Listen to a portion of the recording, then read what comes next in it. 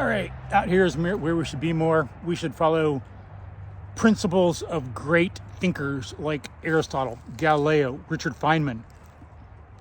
Richard Feynman, the Nobel Prize winning physicist. As I've talked about in another video, when he learned when he was young from his father that it's the bird, not the word. As his father told him, you've got to look at the bird. You've got to listen to the bird. You've got to understand everything about it. You got to observe everything it does. That's a paraphrase. That's what we should be doing, not being lost in words in a bunch of school books in a damn classroom, all like out of the sun, having to sit still, doing all this non-human stuff that's not in our human traditions and human history of developing and growing up. This is an aberration. It's a systemic failure, not on the part of any particular teacher or school. Hell, I didn't know some of this stuff on my own either. I was doing a lot of this also, indoors too much, not learning correctly in some ways. We need to be out here observing, immersed in the world. This is where biology is. This is the only place it should be. We should start to learn it, not in any stupid textbooks. Textbooks are good. I read them, very important, but we need to be out here, hands-on, immersed in experience, as Galileo was going to the shipyards, learning about mechanics and everything and what he could explain, as Aristotle was in biology. He was a great biologist. Darwin even praised him. As Richard Feynman did, immersed in the world. As he said, as his dad said, you got to look at the bird. You got to listen to the bird. You got to know everything about it. This is where we can learn cause-effect relationships. Memorizing DNA, putting things together is a joke.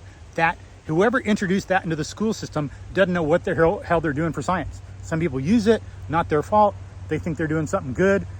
A lot of people don't know deep philosophy, logic, epistemology. I had to learn it on my own also. Took decades, a lot of struggle. It's not obvious. I never would have figured this stuff out on my own either. But once we know this, we need to be helping students get good logic, have their minds focused on reality, not lost in words or misunderstanding what reason is. There's a failure on the part of teaching what reasoning is, what logic is, how it goes in human survival because of how things are done in a systematic way that's a failure.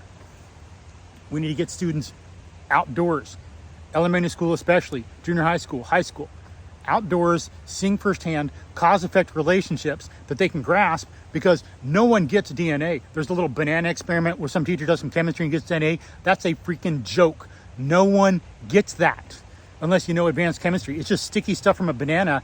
Some kid thinking he actually knows what DNA is from that is being misled.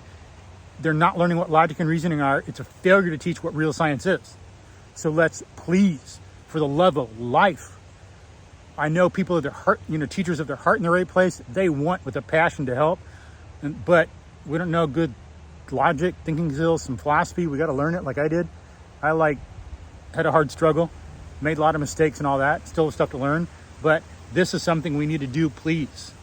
Students, teachers, schools, administrators, let's please do this. If you want some help, I can help.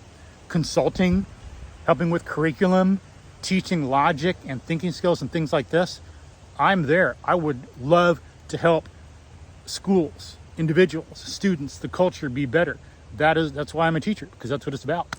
So let's please take this to heart and be immersed in reality and let all human reasoning be placed second to direct experience, as Galileo said. Peace.